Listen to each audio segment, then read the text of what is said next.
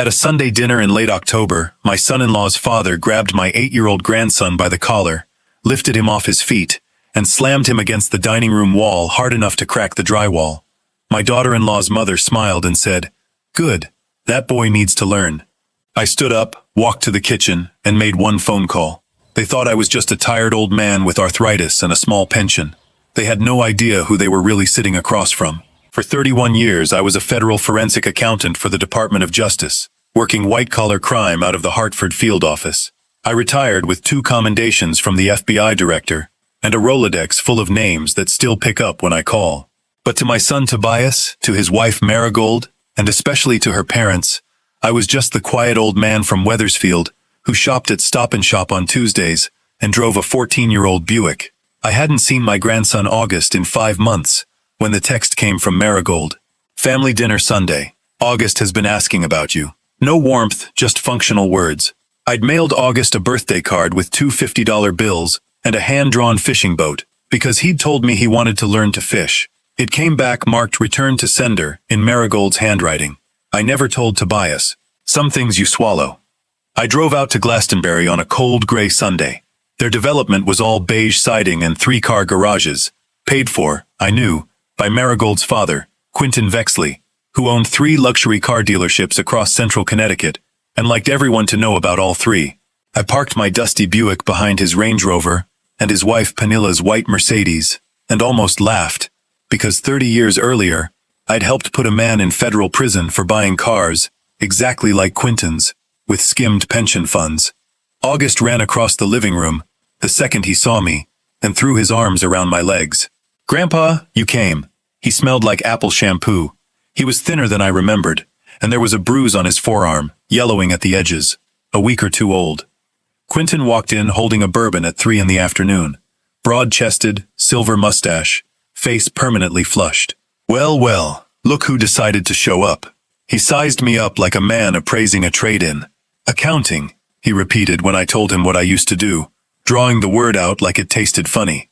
"Bean counting. Me? I built something. 3 locations, 42 employees. You ever wonder what it'd be like to actually build something, Tobias?" My son stared at the carpet. He'd worked logistics for a regional distributor for 9 years. Steady, decent, honest work. And Quentin spent dinner grinding him down for it. "Your father raised you soft," Quentin said, loud enough for the table. "Look at him sitting there like a church mouse." Penilla laughed. Marigold smiled at her plate. I kept eating and watching, the way I'd watched men across interrogation tables for 3 decades. August kicked the table leg by accident. A drop of bourbon spilled. Quentin's face changed. "Come here, August." Tobias started to object, a small crack of resistance, and Quentin cut him off. August walked around that table with his shoulders already up by his ears, the way I'd seen grown men walk into interrogation rooms. An 8-year-old shouldn't know how to walk that way. It took 4 seconds. Quentin grabbed him by the collar, lifted him clean off the floor, and slammed him into the wall. A thump, a crack, a small high sound like a balloon losing air. Penilla kept cutting her chicken. "Good, he needs to learn," Marigold said. "Thank you, Daddy." Tobias half rose from his chair, then sat back down and picked up his fork. I have replayed that moment 1,000 times. I don't blame my son. I understand now what years in that house had done to him. But in that instant, the only thing keeping me in my chair was knowing that if I moved wrong, August would pay for it later, when I wasn't there to see. So I folded my napkin, stood, and said I needed the restroom. Quentin waved me off. "Try not to fall in, old-timer." I locked the bathroom door, sat on the edge of the tub, and dialed a number I hadn't used in 3 years. Cadet State Police, Major Crimes, Lieutenant Brockhurst. "Vance, it's me." His voice changed instantly. "Boss, is that you?" "I need a unit at 47 Ashbrook Lane, Glastonbury. Witness to felony assault of a minor, approximately 8 years old. Perpetrator is an adult male, 6'2", 220, intoxicated. Child was thrown against a wall hard enough to crack the drywall.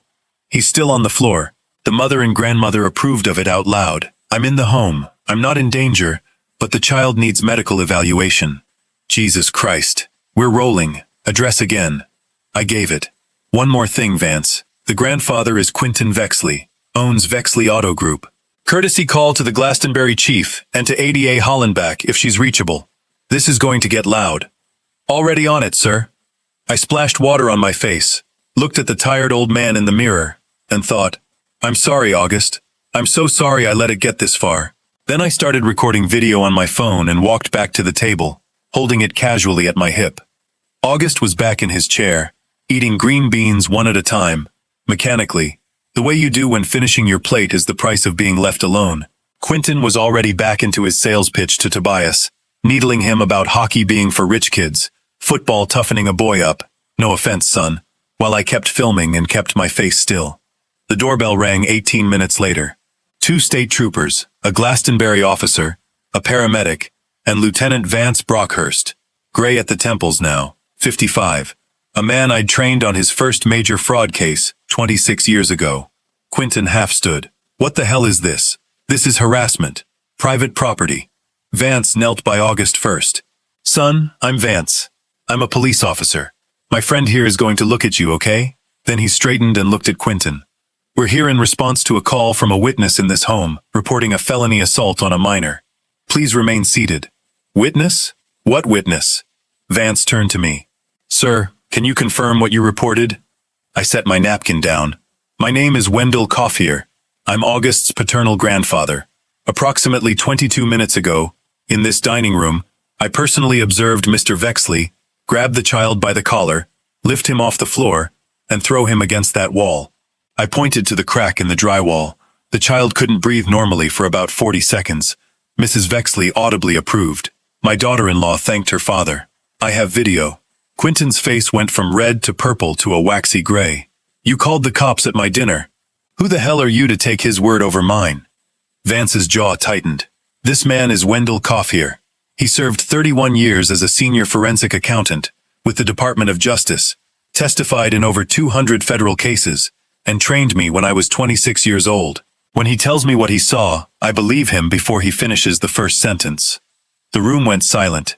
Marigold looked at me like she'd never seen me before. The paramedic straightened up from August.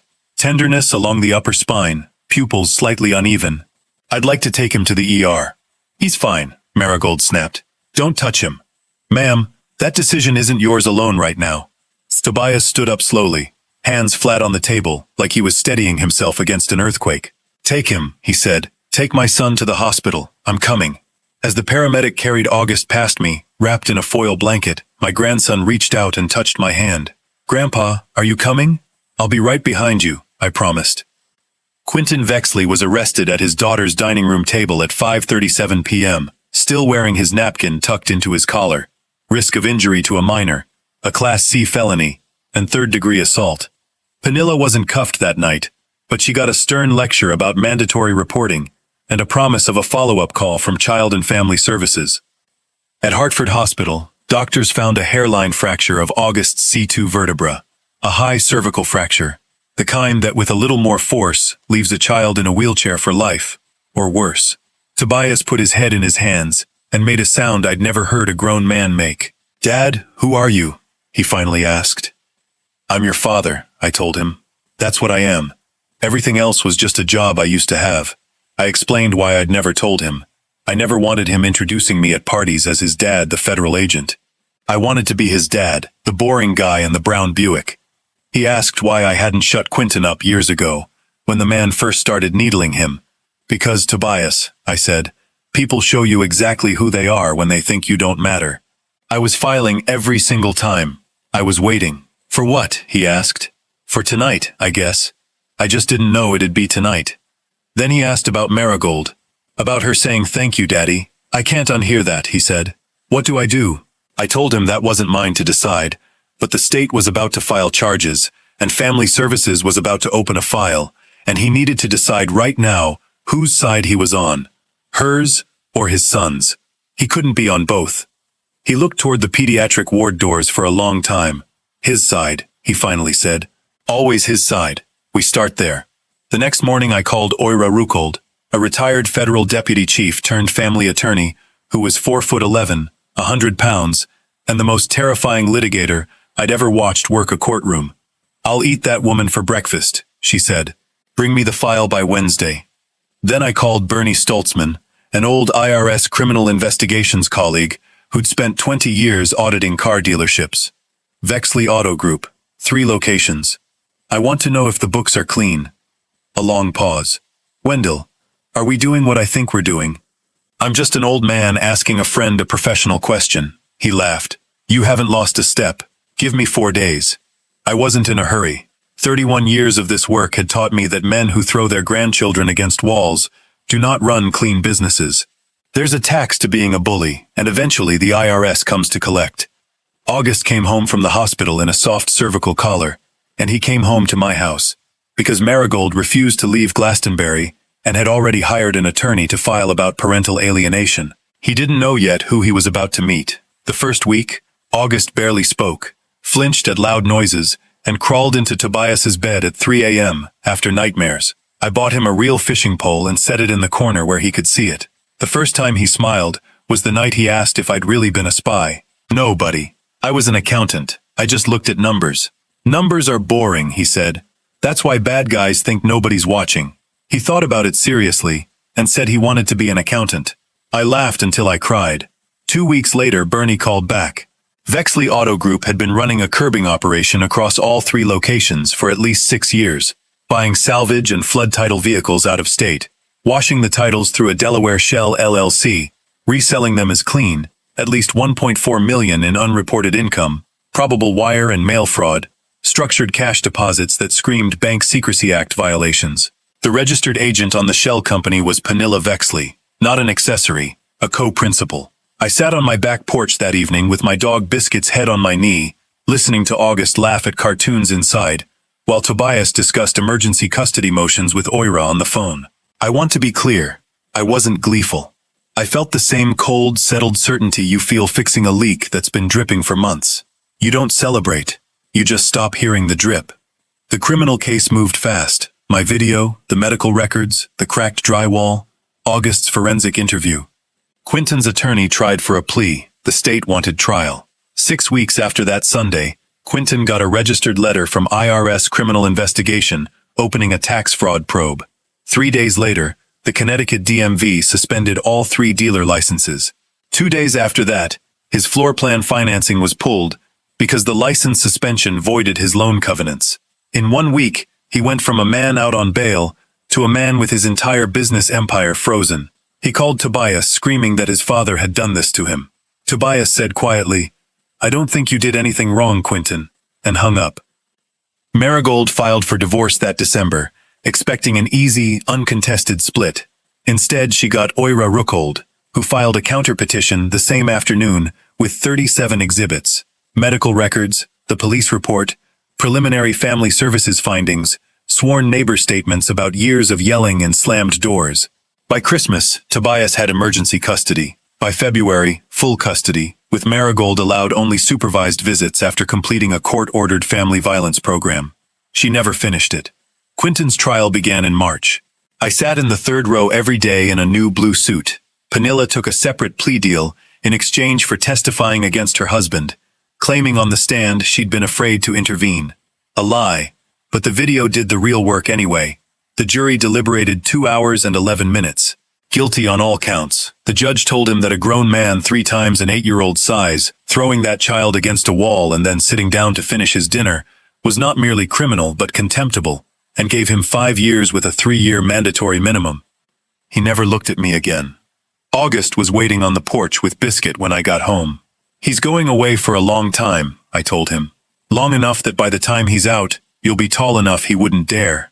We went fishing the next weekend at my brother's cabin in Vermont, and August caught a 14-inch brook trout, the biggest fish of his short life, grinning with a missing front tooth. That picture's still on my mantle. In May, Marigold showed up at my door, thinner, changed, asking to apologize. I let her say her piece, that she'd grown up afraid of her father, spent her life trying to please him, that making Tobias small had somehow made her father big, the only kind of love she understood. When she finished, I told her she wasn't entitled to my forgiveness, and she certainly wasn't entitled to August. If she wanted a relationship with that boy, she'd have to earn it exactly the way the court laid out, step by step, visit by supervised visit, year by year, and it might not work. At the bottom of my porch steps, she asked if I'd been behind the IRS investigation. I told her the truth was simpler than she thought. Her father committed years of fraud, and the federal government noticed. I never told her about the 2 phone calls I made to 2 old friends, asking what a concerned citizen should do with what he'd personally seen. Everything after that was just the system working the way it's built to work. Quentin destroyed himself. I only made sure the right people were watching. That's the difference between revenge and justice. Revenge is private satisfaction.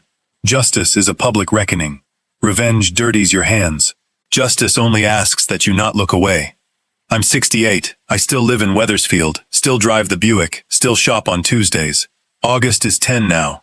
He lives with Tobias most nights but stays with me on weekends. For the big yard, for Biscuit, for the workshop where I'm teaching him to whittle. He sleeps through the night now. He plays hockey, not football, because he asked his father, and his father said yes. Some evenings, after August is asleep, Tobias and I sit on the porch and just listen to the crickets. One night last fall, he put his hand on my shoulder and said, "Dad, thank you. For all the years you didn't tell me, for the night you did." I didn't say anything back. I just put my hand over his. People will look at you your whole life and decide what you are by the car you drive and how quiet you talk at dinner. Let them. Let them be wrong. The ones who matter will figure it out eventually, and the ones who don't will never know, and that's fine. I'm the boring man in the brown Buick. I'm also the man who made the call. If you stayed with me to the end, I'm grateful. Hit like if it meant something, subscribe to Frost Vengeance so the next one finds you, and tell me in the comments where you're listening from tonight. And if you want, tell me about the quiet person in your own family that nobody ever quite saw coming. I'll be reading. Take care of each other out there, especially the small ones.